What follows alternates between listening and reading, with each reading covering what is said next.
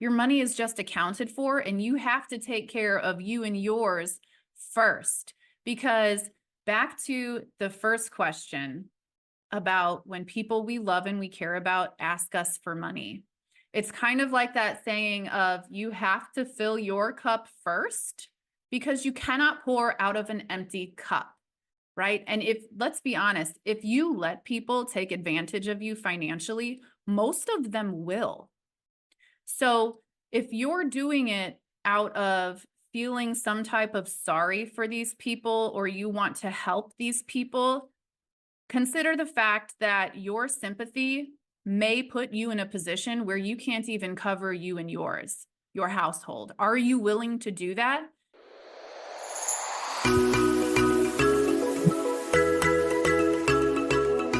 Welcome to Always and Never About the Money. Are you ready to embark on a journey that will forever change the way you perceive money? Well, get ready because we're about to dive deep into the fascinating world of finances and human behavior. I'm your host, Chelsea Williams and Money Whisperer. I'm here to help you realize what your money story is telling you and how you can change it. But hold on tight, because this is not the dull black and white talk about money.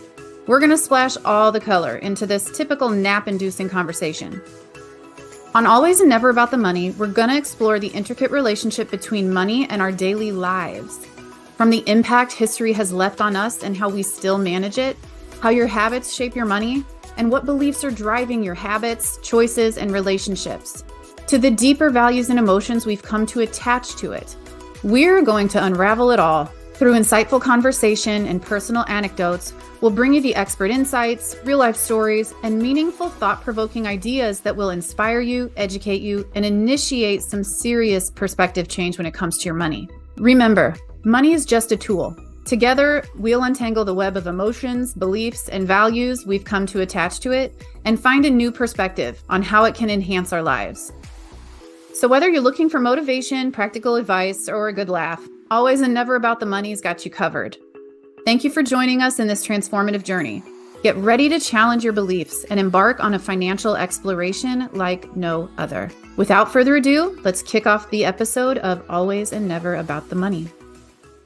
Hey, welcome back. If you have listened to some of our episodes, we're glad that you are here with us now. If you're a newbie, welcome. We are talking about all things and no things money, because it's always and never about the money. So today kicks off the first of many series to come, because I think this is going to be so much fun. This series is part of the Am I an Asshole series, where we take questions from our listeners about, am I an asshole for doing this thing? And so today we have 4 listener questions asking, am I the asshole in this situation? Well, let's talk about it. The first one is, my parents keep asking me for money. Am I the asshole because I don't want to give it to them? And all right, so this is not uncommon, by the way. Some of my closest friends have this same situation. And what I think about this situation is, no, you are not the asshole. Because whether it's your parents, your family, your friends, your kids, if they're grown, what you're doing when you lend people money is you are enabling them, right? Because the more you lend people money, especially if you don't require that they pay you back, the more they're going to come and ask instead of going and working for it and earning it. So no, I don't think that you're an asshole if your parents keep asking you for money. It sounds like your parents need to get their money together, get their habits together, and you continuing to give them money, that ain't going to help. The second one is, I'm considering divorce over our money management issues. Oh my God, you guys, I love this one.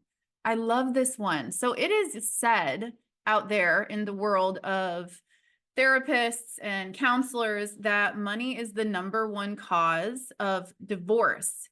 And what do I say? It is always and never about the money. And I have talked to counselors and therapists about this exact topic. Whatever issues are showing up in your money partnership skills within your relationship, within your marriage, The root cause of those issues, I promise you, is showing up in other areas of your marriage. Managing money within a relationship is a partnership. Partnerships, whether it is professional, personal, or intimate, all work really the same way. You have to come to the table and be willing to compromise. You have to be willing to look in the mirror. You have to be willing to work with each other. If you have an issue, you have to be bold enough to bring it up. And your partner has to be humble enough to receive it and be motivated enough to be willing to change the situation. There's always a middle ground in these situations. And if there is one person who doesn't want to come to that middle ground, that's the issue. It's not the money. It's what are you willing to do? What are you not willing to do? And why? And here's the thing with that too. When you are in a relationship, whether it's money, whether it's kids, whether it's schedules, whatever you can't agree on, you have to be looking in the mirror at yourself. You have to be honest with yourself, because if you can't be honest with yourself, there is no way that you can be honest with other people. Are you in the wrong? Are you being uncompromising? Can you take accountability for the things that you are contributing to this problem? And accountability is not the same thing as responsibility, meaning taking responsibility or taking fault, taking blame means that you're wrong, right? And if you're in a healthy relationship, in a healthy marriage, it's not about blaming the other person. It's not about, oh, you're wrong, so now you get to suffer. That's toxic, right? It's about, okay, you made a mistake. Let's own that. Let's take accountability for that. And accountability means, what did you do to contribute to the problem, or what could you have done differently to avoid that problem? So coming to the table over a mistake or somebody who has done somebody wrong in a relationship means owning your part. Even if you were the person who was done wrong, own your part. Here's a good example. And if you've got kids in the car, you may want to pause this and pick back up when they're not around you. But one of the common issues in marriage is that women have less of a sexual desire than men. And so women can go a really long time without having sex, and that causes the man to get really sexually frustrated, right? And some women are like, they are of the mind that if I don't want to have sex, I shouldn't have to have sex. It shouldn't be forced, right?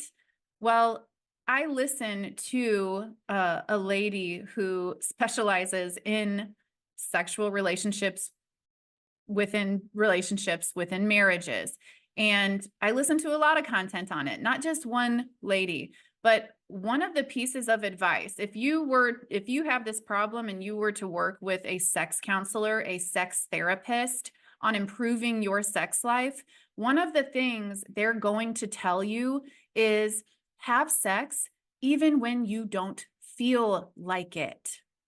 Right? And I'm just speaking statistically that women are usually the ones that don't feel like having sex. Of course, there are exceptions. Of course, the man can be the one that doesn't have the sexual drive at times. And these things go in seasons, right? But what a lot of men that cheat say is that the reason that they cheated is because their wife lost their sex drive. Now, let me make this very clear. I'm not condoning infidelity. And I'm not saying that it's the wife's fault if a man cheats. But what I want you to think about is, for people who are in relationships and an infidelity has happened, if you are to stay in that relationship and move through it and move past that situation, you have to take accountability.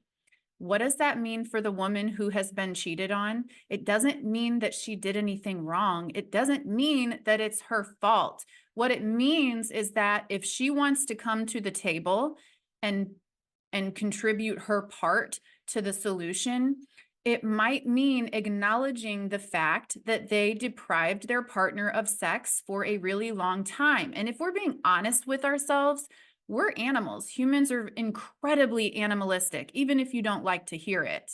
So, like the sex counselors would tell you, have sex even when you don't feel like it. In a relationship, in a marriage, you're going to do things that you don't feel like doing. And it's not you being forced, it's you doing what you realize it takes to be able to make this thing work, right? So, the question of, am I an asshole for considering divorce over our money management issues? It really doesn't make you an asshole. But what I would say to you is peel back a couple more layers of whatever money problems you are having in your marriage and look at the other areas of your marriage and see if you can find a pattern. What is it? Is it that one person doesn't like to feel controlled? Is it that one person has a spending problem? Are they a compulsive spender because they're trying to fill some void, right? Do they also do other things compulsively to try to fill the void because they are running from something within themselves? Is it something they need to realize is happening within themselves and work on it themselves? And your role in the situation is to support them and give them grace while they actively work on it? Because here's the thing, whether it's money, whether it's sex, whether it's schedules and priorities, you both have to be willing to come to the table and work on it. And you both individually need to be willing to look in the mirror and say, is this really about the money, or is there something deeper within myself that I need to work on? And it takes work on behalf of both individually and on behalf of both together. So, am I the asshole? Number 3. Am I the asshole if I ask for interest on money that I lent to a friend? Well, here's the thing. If your friend was to borrow money from anybody else, they, like a bank or a credit card company, anywhere that they would go to borrow money from an institution, they're going to pay interest. Absolutely. So, is it wrong for you to expect interest back? I mean, I guess that depends, right? How much interest are you asking for? Is it less than they would pay anywhere else? And also check your intention, right? I think that's what this one's going to boil down to. What exactly is your intention on requiring the interest, right? Like my dad owns a business. He's selling it to my brother. He's selling it in annual payments and installments, and he is charging my brother interest. But he's charging my brother interest because he has to. It's under a legal entity, and even within a business, if you lend money, you have to charge at least the federal minimum interest rate, right? So I don't know if this necessarily makes you an asshole. To answer that question, you're going to have to ask yourself why. Like, are you trying to teach him a lesson? Is it because you want to make more money? That still doesn't make you wrong, doesn't make you an asshole, but it's not unheard of. And then so the last one.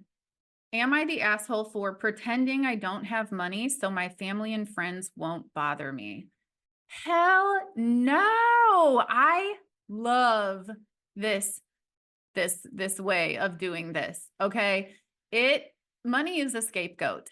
It can be a scapegoat. I tell my clients, my fractional CFO clients, use me as a scapegoat.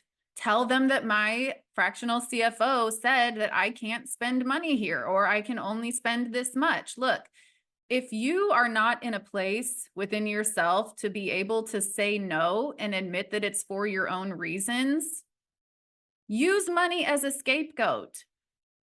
And look, when I'm working with people in their personal finances, what we do is we create separate bank accounts. These are cash budget buckets, right? So each bank account has a purpose, and you're prioritizing where your money's going. So, one of them is for your needs. This is your rent, your mortgage, your utilities, the things that you absolutely need to survive, right? And the last of these buckets is your fun money, your play money. If you're following this system and somebody comes to you and asks for money, the only bucket that's going to come out of is your extra money bucket, right? And if you don't have the money in that bucket, that's a legitimate response. Just because you tell somebody that you don't have money to give them doesn't mean that you don't have money. Your money is just accounted for, and you have to take care of you and yours first.